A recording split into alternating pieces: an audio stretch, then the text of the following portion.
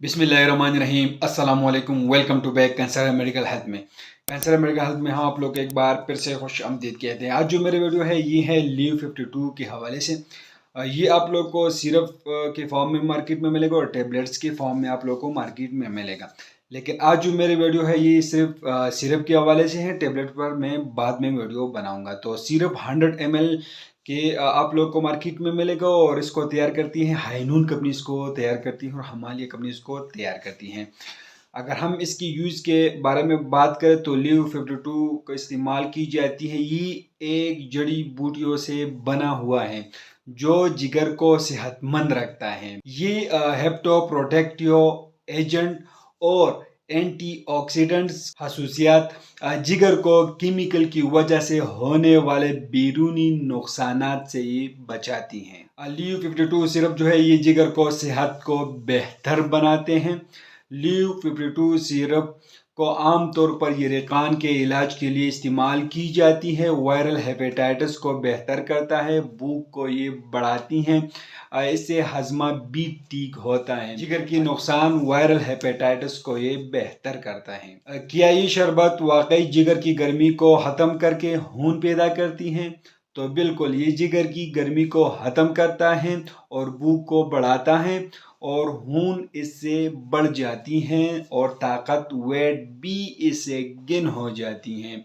यूरेकान जिगर की खराबी के वक्त आप लोग इसको यूज़ कर सकते हैं। भूख को बढ़ाने के लिए भी इसके इस्तेमाल की जो तवानाई को बहाल कर देती है। हेपेटाइटिस के लिए आप लोग इसको यूज़ कर सकते हैं। हर किस्म के हेपेटाइटिस के लिए, हेपेटाइटिस के ऑल टाइप्स के लिए आप लोग इसी सिरप का इस्तेमाल कर सकते हैं। हर किस्म यरकान के लिए एक बेहतरीन शरबत है।